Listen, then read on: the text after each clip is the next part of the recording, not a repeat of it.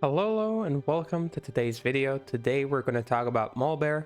Maul is of course a build and a class, and the Druid classes that I covered a lot on my channel before. I've played it in Season 10 and Season 11. I think it's incredibly powerful, and I know some people are worried because it was heavily nerfed in Season 12. I'm here to tell you already before we start that he is fine. If you're planning to play Maul Druid in Season 12, you'll be okay. If you want to do Tier 2 bosses, you'll be able to.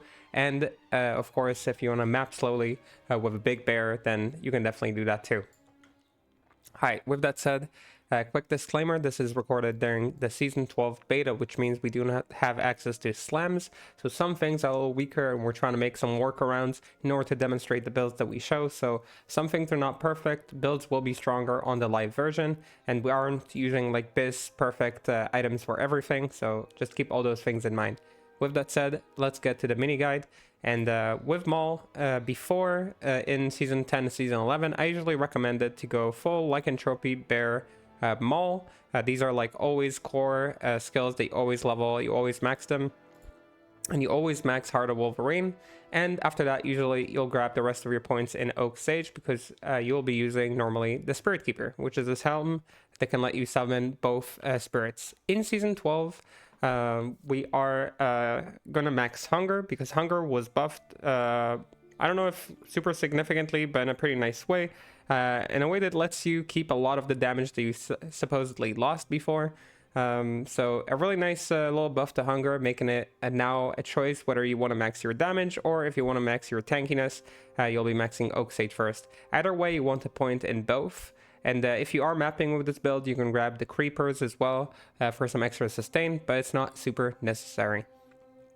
With that said, this is kind of like the core skills. In terms of attributes, normally, if you are planning to boss, you'll have like Strength and Dex to wear your gear, and the rest is going to go all to Vitality. If you are going into bossing, then you want to have a ton of health. If you're not going into bossing, you can spend the rest of your points on Strength to do more damage. That's kind of up to you. It's a choice. It's not like a cut and dry, but only if you're mapping. If you are bossing with this, make sure to get a nice and big health pool with the rest of your points in Vitality. So important to say. I'm wondering why my resistances are so low right now. Oh, I remember why. So let's talk a little bit about the gear. And for the gear, generally speaking, the things you'll be looking for first is to get a good weapon. Now, I'm using just an ethereal Messerschmitt with 5 shales as a relatively budget option, because it's just using shales, no EDIS jewels, nothing fancy. At the start, like the type of budget weapons that you'll be looking at are things like Windhammer, and Messerschmitt, IK Maul with 6 shales also works. Different weapons have different IS breakpoints, and I made videos about IS breakpoints in the past, so if you are not sure about how they work, make sure you check that on my channel. You can just search IS breakpoints and Maul, or check the big Maul guide that's more in-depth and can explain all those things. With that said, after you pick a weapon, usually you want to fit your gear around that weapon, so always pick the weapon first and then figure out the rest of the gear. In terms of helms, it's a big sticking point for druids. I believe there are 2 main options from Season 11 onwards. Spirit Keeper, that's the more defensive options. It is always used in Rathma because it gives max poison res, but in general it gives you 2 spirits, which is a super benefit. It's amazing in group play, for dungeons. It's super nice. It just lets you have Oak and Spirit of Wolverine, and you can max both of them. So really nice helm. And you have the more aggressive damage-oriented helm, which is Fenris, giving you 10 physical, resistance pierce, druid skills, flat dexterity, extra Heart of Wolverine levels, ignore target defense, or like reduce target defense by 25%, not ignore. Sorry. So very nice helm, very worth picking up in general. And yeah, normally you want them with free sockets or specific slams that would be useful for you. And all resistances is always nice to have on them, because this is a build that struggles a little bit with resistances otherwise. For the armor, you can use aggressive armors like Fortitude, defensive armors like Shaft Stop. Normally during Declone and Lucian fights, if you are bossing with this build, which is its main use, you will be using Shaft Stop, so I'm going to display it with Shaft Stop. You can put whatever you want inside the sockets, whether it's resistances or other things. You can also upgrade it because Bear gets a lot of defense benefits. So you'll see that once I shapeshift, my defense jumps up by a ton.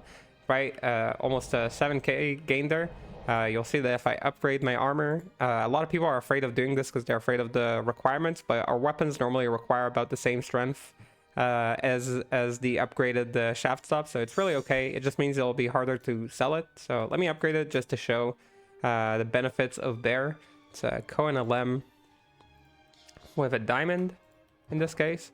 So here we upgraded. Before it was 8500 defense, and now we're all the way at 13k. Defense matters. Defense is super important for the bear. He gains so much from it, so don't forget about it. Upgrade your armors, unless you really don't want to, or you're afraid of the sell value going away.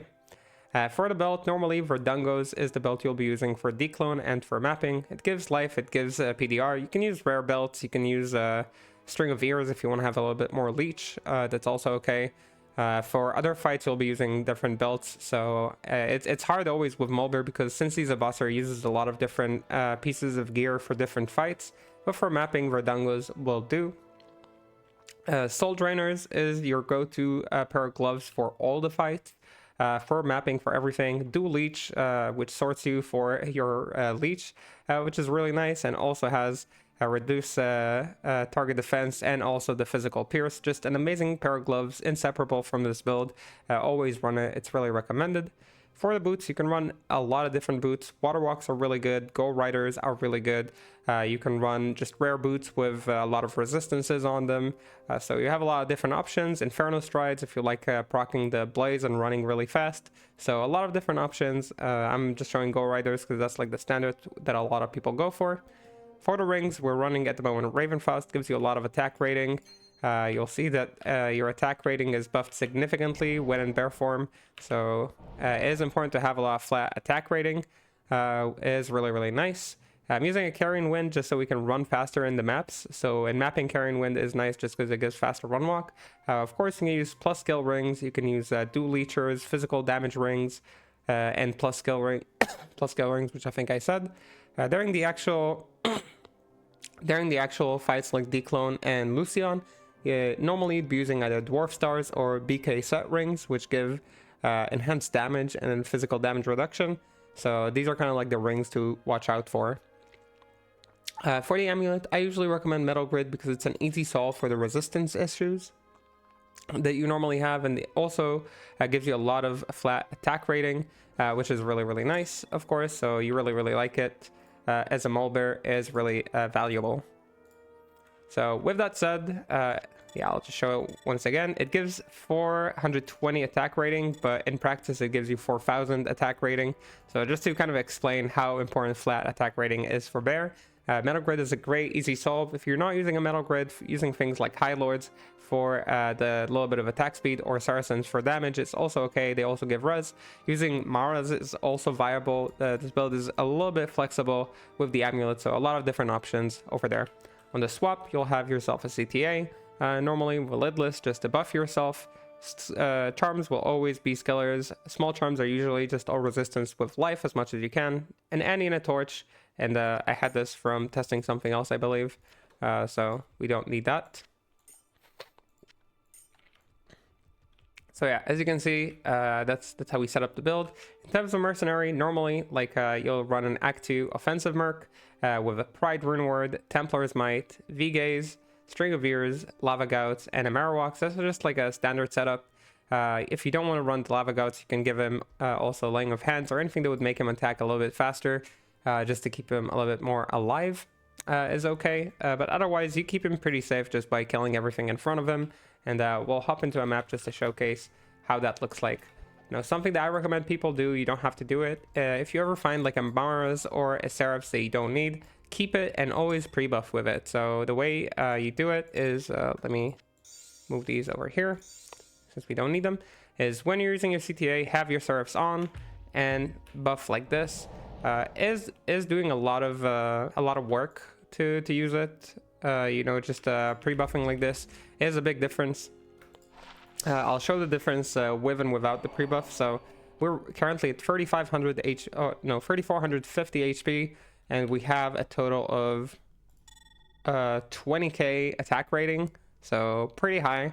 Now I'm gonna buff myself without the Seraphs, So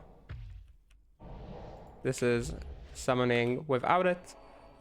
We are currently losing 100 HP, so 100 HP for just like one amulet.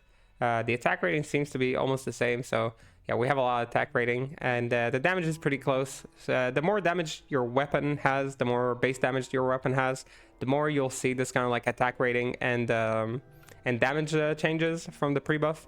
But 100 health, it's not nothing, so especially if you're bossing, I would recommend doing it. You don't have to, of course, it's not necessary. And the way you play this build, pretty simple. It's a walking build. You hold the right click, not too complicated. Every now and then you'll use hunger. And yeah, as you can see, it's extremely safe. It's one of the most like HC oriented dad builds, because you just cannot down this build. It's one of the best like party members to have in a dungeon, because it can just actually tank in dungeons, which is pretty impressive, of course. Not a lot of builds can say that they just frontline in dungeons. So yeah, if you do have a group that wants to run dungeons, or you ever want to experiment with it, this is definitely a build that could go in there and survive to tell the story. As you can see, you're just walking around, you're just slapping things. Your splash damage absolutely destroys. Normally, I like to fortify maps for Maul. You don't have to do that, of course. Again, I don't map a lot with Maul, but if you are running with it, fortified will be a little bit faster, just because you have to chase less packs and walk around less. But that is your choice. Of course, I don't force you to do anything. I'll walk all the way to the boss just to show how fast we are killing bosses on this. We'll talk a little bit about alternative item choices that you could use.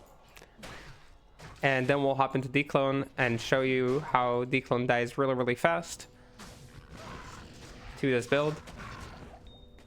So I'm skipping a lot. Again, it's not like a mapper showcase. This is a bosser showcase.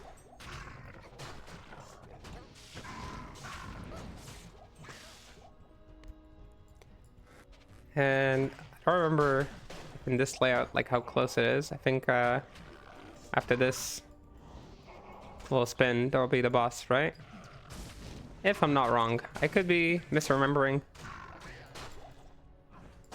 Oh no, I am misremembering. Okay, my bad. But this might be the one where the boss is like really close to the other side. So I guess we'll show most of the map. As you can see, you're never really in trouble. There we go. So boss, absolutely demolished. No troubles whatsoever. Grab your PDE and head to town. I'm not grabbing it because I don't need it, of course. And let's grab a few potions. Make ourselves a Declone cube. I'll put these here. Now, I wanted to showcase like a helm that doesn't see a lot of use, but is very good. If you don't like fortifying your maps, using Ursa's will increase the amount of splash radius that you have. Give you a ton of max life. So again, if you use this, you see like health suddenly 600 health pops up. So it gives you a lot of max life. It is a very nice helm. It doesn't get used a lot. It's extremely cheap. Gives you a lot of FHR. Which is usually a problem for Bear, so it is a very, very nice helm if you don't like fortifying your maps. Otherwise, Fenris and Spirit Keeper are the ways to go. Let's put this here. And just generally speaking, like in terms of like requirements, normally for Declone you want to have a lot of PDR and max fire. We're not going to go with any max fire. We are having some PDR. I can probably let go of this armor as well, and it will be fine. So we'll do that. We'll go with like 14 PDR. I think I'm getting it from the belt, and I need a belt, so it is what it is.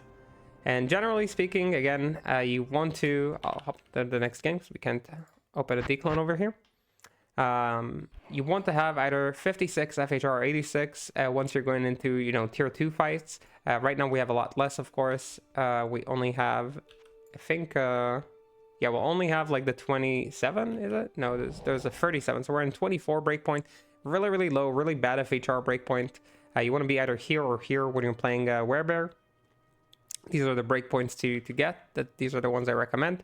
Now we'll showcase how you pre-buff yourself. So I'm running with my Seraphs, right? And I always go here before a Declone fight to grab myself a Hunger, because you cannot use it in the pit itself unless you create your own corpses. Then I pre-buff myself, I summon my spirit, I switch back to the metal grid, and then I buff my Maul. And you can start attacking immediately, you don't have to buff it first. But yeah, as you can see, we are here with a lot of damage. I'm even gonna drop like, look, I'm gonna drop all these things, and you'll see that Maul Bear is not that heavily nerfed. He's still fine. Yeah, I'll keep the gloves. So as you can see, you don't need fancy gear with Maul Bear. You don't even need to dodge or anything. We'll collect all these guys to splash them around.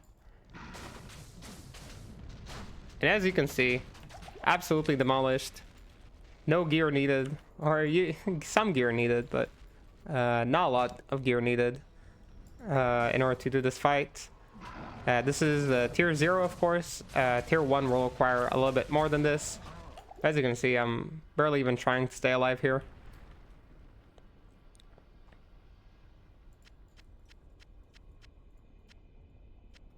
I just want to emphasize how much like this build is still strong. I know that a lot of people feel bad when builds are nerfed before they get to try them, but I don't want people to feel discouraged from playing this build because it was nerfed. It really was that strong, and I still think it's one of the best bossers in Season 12. Other builds will struggle to recreate the results that this build can do. I suspect it will still be the best or one of the like top 3 bossers.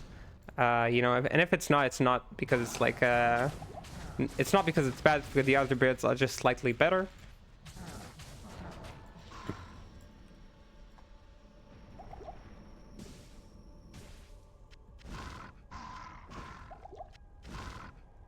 I'm just gonna tank it to make stuff easy for myself.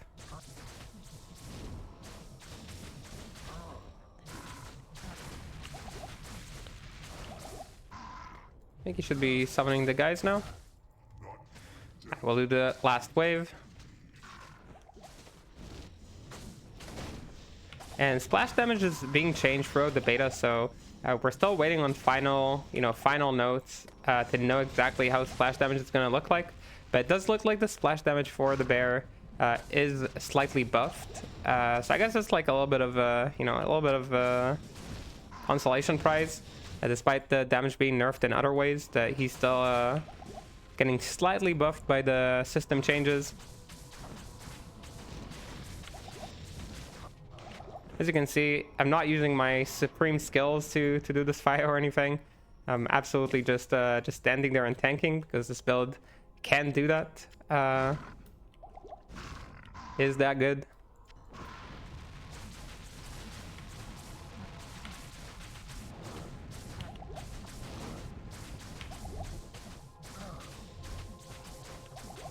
Maximum face tank.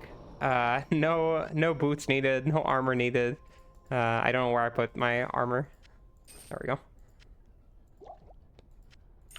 go. Just stand there and take it. So that was the mini showcase and guide for Maul Bear in Season 12. I hope you enjoyed it. If you did, make sure to leave a like and subscribe. I hope I'll see you on the next stream or in the next video. And I'll keep trying to record all these guides to release for Season 12 for people to enjoy and to use during their journey on Season 12. With that said, have a good whatever you're having. Until the next time, bye bye bye.